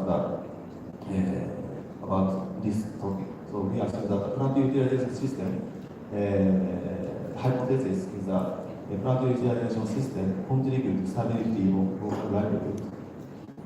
Okay, so the next, please. So I conducted survey. I conducted survey in the villages, 3 villages. Next, please. Next. This one, the data is a little bit old, but I chose the villages which influence the severe damage of the agricultural production. And in the third village, Kenki village, in 2011, they influenced rodent outbreak and a very sharp decrease of the agricultural production. And this is the background of the villages. And next, please. Yes, and this one is the impact of rodent outbreak on agriculture. And this figure is a little small, but severe damage was observed. For example, the one agriculture, even in the one agriculture field, 80% or 90% of decrease of the agriculture rice.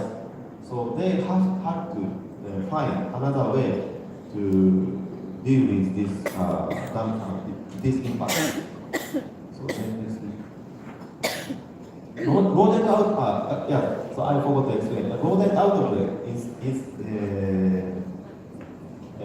from gregarious bamboo flower. Bamboo flowers gregariously, more than around 50 kilometers or 100 kilometers, and then the rodent outbreak and the damage to the village. So I chose this village. So 2011, this village experienced rodent outbreak, and the rice production sharply decreased in 2011. But this is the main income from rice is decreased. But for non-timber forest products in 2011 is not so high in compare with the other year. So in normal year, as I explained, non-timber forest product is very important for the cash income, like 50%. But in the severe year, non-timber forest product is not so important like a normal year. But in 2011, especially for the livestock, selling the livestock and the wage and fishing or rice borrow. Rice borrow is a rice borrow from the family or relatives or friends. And this is important for the cash source of a local society. So non-timber forest product is important for in normal year, but livestock, wage, and rice, livestock and wage is more important in more severe damage year. So next please. Next please. This is a dynamics of bamboo flowering, so I want to skip. Next please. Next please. Yeah, actually, bamboo flowering is not frequent in Northern Laos. Anyway, livelihood strategy in Northern Laos is basically unstable. So surplus is low in the livelihood. So keeping the local livelihood. So local livelihood often influenced by the disease or drought or flood or other disasters. So keeping their livelihood is more main strategy of the local livelihood. So livelihood in mountainous region of Northern Laos is characterized as livelihood compound and continuity. So this system has contributed to the local livelihood for a long time. Okay, so the next please. So and then what kind of back please. And then I conducted a vegetation survey in the Faro forest, for example, natural station of natural environment. So so next please. So this figure shows the natural succession of the forest. So Faro forest. So a lot of plant resources are found in the Faro forest, but year by year change. But also the environment is like a patchy environment. So this kind of environment is important for the diversity of plant useful plant diversity. And the next please. Next please. Next please. And also the livestock, as I explained, livestock is important in severe area. So in the shifting cultivation system, livestock is raised in a patchy environment. For example, I put the GPS to the livestock, such as cattle and water buffalo, and then I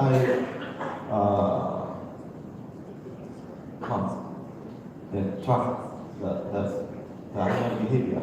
So, for example, in the night, animal was moved in the first year fallow. This is the first year fallow is a grasses dominated area, and at the daytime, livestock utilize the forest. For example, 6 year fallow. So at the night time, livestock was first year fallow, and the daytime livestock was in first year fallow and 6 year fallow. So because the livestock is important for unexpected need for cash, and also when people raise livestock in the tropical region, livestock have to use to prevent to control the body temperature. So livestock have to be moved to under the forest story. So this kind of arrangement of the fallow forest is important for raising livestock. Okay, so next please. Mosaic environment important for livestock grazing. Next please. So characteristic of shifting cultivation system in northern Laos is a succession of fallow vegetation and secondary nature based on spreading and patchy environments of fallow forest with various kind of with ages. So multiple resource use in spatial and temporal aspects is important for shifting cultivation system. So next, please. Next, please. Next, skip. I will skip. Skip. So, one more case study. This one is short. One more case study. Calculate the variation of rainfall. So, total amount of precipitation in 40 years is not so increased, but the standard deviation means the variation of the rainfall of especially for the from March 1st to April 19th. This one is the starting period of shifting cultivation. This period is important for the to look for the timing of the burning. So the timing of burning is become to diversify and very difficult to expect for the local people to start the timing of burning. Okay. Next, please. Yes, this is a picture of local people lost the timing. They lost the timing and of burning, and the local people could not burn the sweet field, and they did not cultivate rice, and they find the other activities. So next, please. Next, please. I will skip this one. Skip this one. Please, next. Okay, so my conclusion is that Sweden system provides various kinds of plant resource use, and this utilization is on multi-layer utilization of the environment under human disturbance. So this system of plant utilization is important for local villagers in order to compensate rice shortage, which is likely to be unstable. So this is the final slide, and I want to say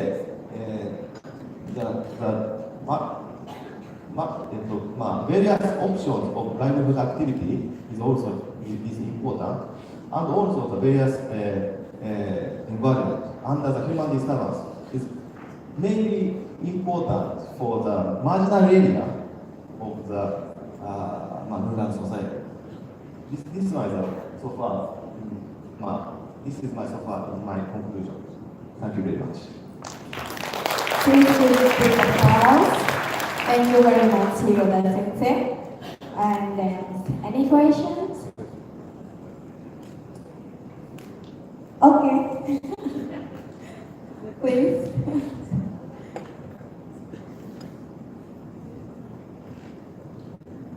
Thank you, moderator. Hello, Hiroda-sensei. Do you remember me?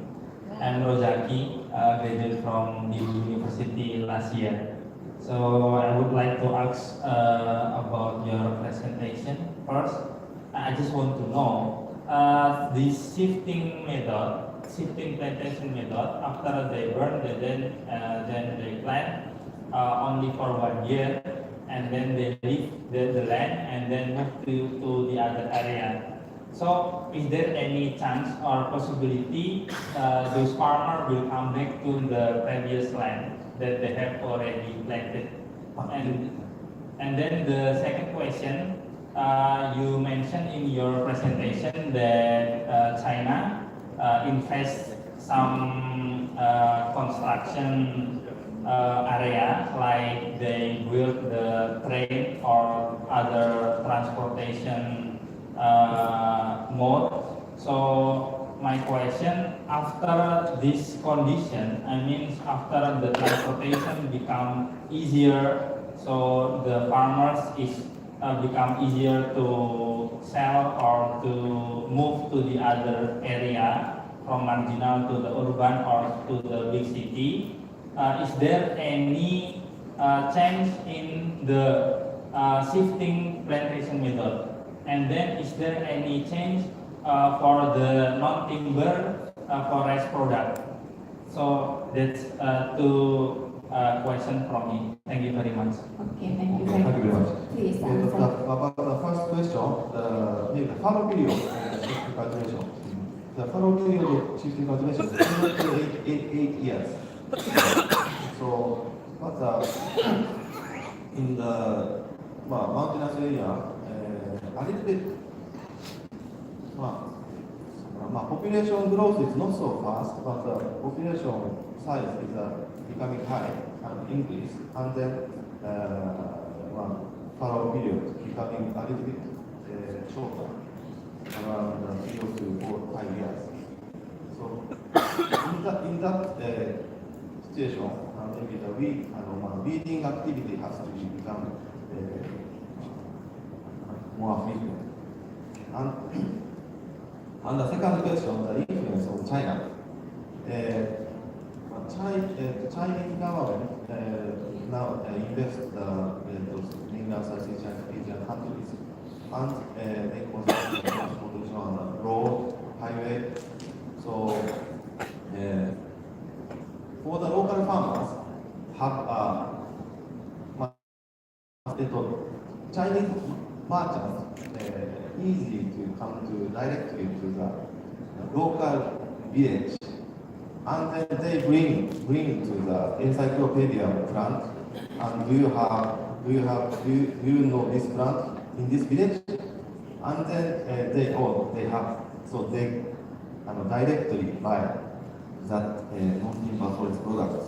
So some orchid or other rare species of the plants is already in 5 to 10 years is disappeared. But for the some species, for the like a mushroom, the red mushroom, for example, red mushroom become to be commercial, become to have a commercial value. So that red mushroom is grown under the Fagacy forest. So local people protect the Fagacy forest because of the to keep the value of the red mushroom or to conserve the resources. So two types of the impact can be observed in this region. That's okay. Okay, thank you, Sensei. Any question? Another question? No one? Okay, maybe that's all, Sensei. Thank you for your great presentation, and then thank you for your time and then effort to come here. Please give applause. Okay, ladies and gentlemen, finally we come to end of the presentations for this afternoon. So we would like to say thanks again for all speakers, and then for the informative and interesting talk, and to the audience for your active participation. And then hopefully the presentation will be beneficial for everybody. And then thank you very much for your attention, and good afternoon.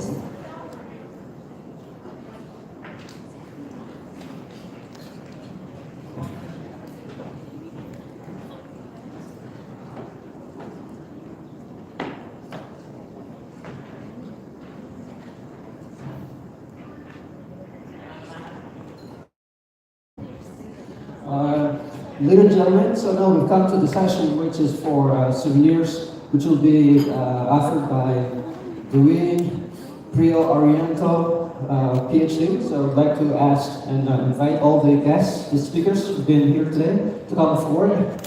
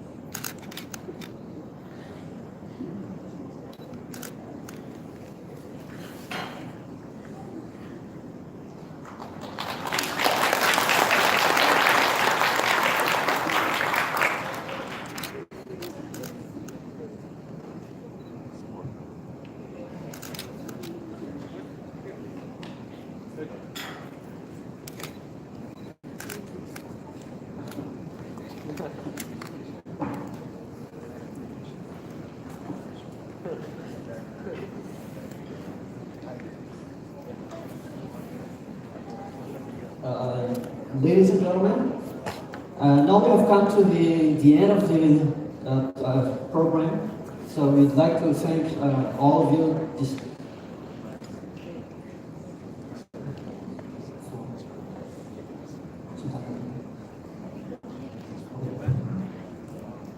So we have another souvenir for all speakers again. Yeah, another souvenirs for all speakers, please. Okay, please. Please for me, Diana. Don't put it many souvenirs today.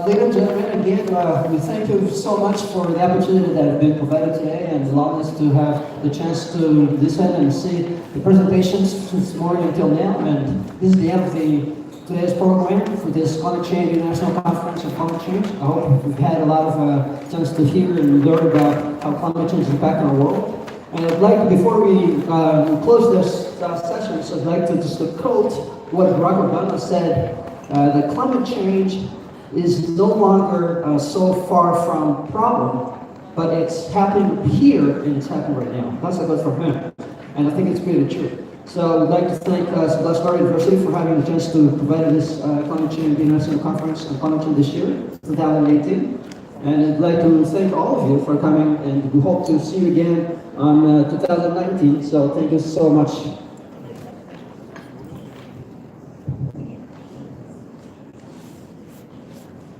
Demikian serangkaian acara International Conference on Climate Change 2018 yang diselenggarakan oleh Pasca Sarjana Universitas 11 Maret.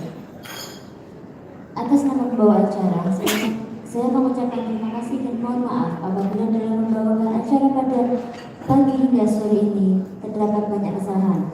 Terima kasih, sampai bertemu kembali pada International Conference on Climate Change 2019. Terima kasih. Wassalamualaikum warahmatullahi wabarakatuh.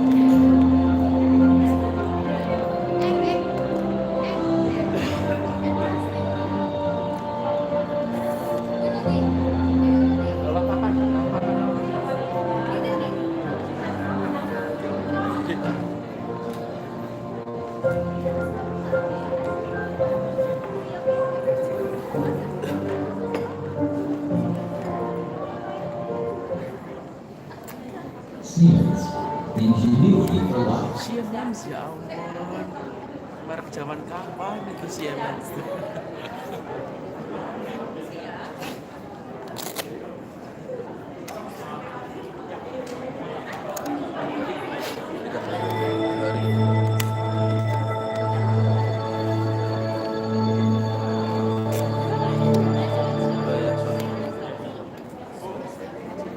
Mas masih mas.